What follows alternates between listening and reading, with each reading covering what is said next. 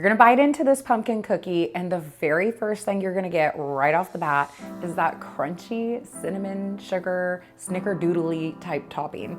But then once you get into the actual cookie, you are going to be overloaded with delicious fall flavors. Let's not forget the pumpkin.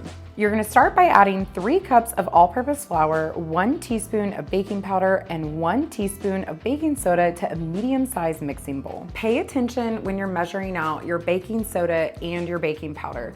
These 2 ingredients are very powerful chemical leaveners, and they do not work the same. So you don't wanna accidentally swap one for the other. Then you're gonna add 1 1/4 teaspoon of fine sea salt, 1 1/2 teaspoon of ground cinnamon, a 1/2 teaspoon of ground ginger, a 1/2 teaspoon of ground nutmeg, and a 1/4 teaspoon of ground clove. Whisk that all together until it's well combined and set your dry ingredients off to the side. Grab yourself a large mixing bowl and add 1 cup of unsalted butter, room temperature. Make sure your butter is at room temperature. This is very important. Your butter and your sugar cannot properly cream if your butter is runny or if your butter is hard. You wanna make sure that you can easily make an indentation with your finger. That's how you know your butter is ready to go. Add the butter and 1 3/4 cup of granulated sugar to the bowl and start mixing on medium-high speed. Now, it's really best if you will go ahead and set yourself a timer. No cheating. You wanna beat that butter and that granulated sugar together for a minimum of 3 minutes for maximum results.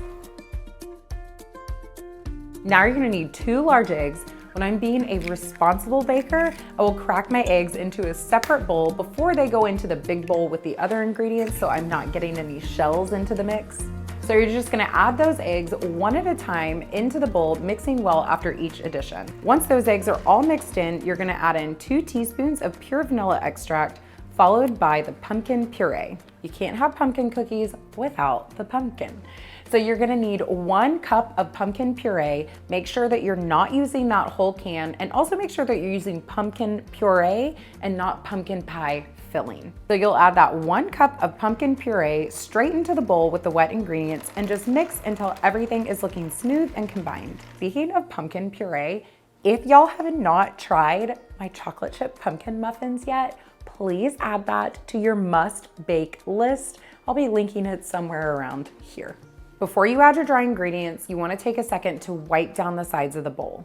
Scraping down the sides of the bowl will maybe take you just an extra 30 seconds, but it really helps so much when it comes to keeping your cookies in shape. Whenever we have wet ingredients that are just kind of loose and wild and not well combined, what will end up happening in the oven is those edges, the cookie edges, will start to kind of slide out. So instead of having a round cookie bottom, you've kind of got like a wonky cookie bottom.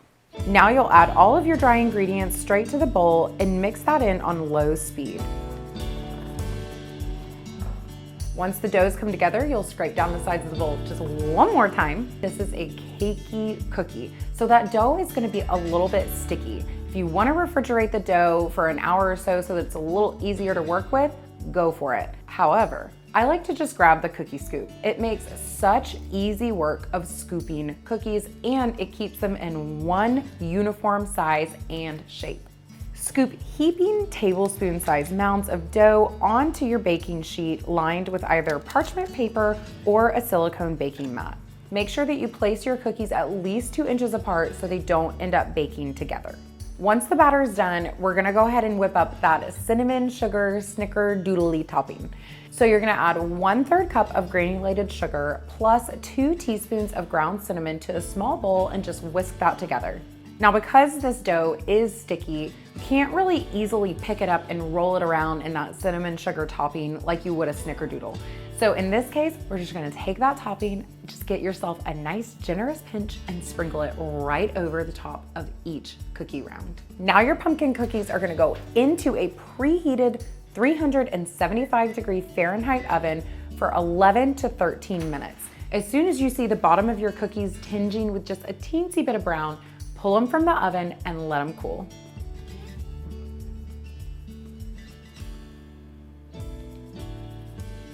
They're so good.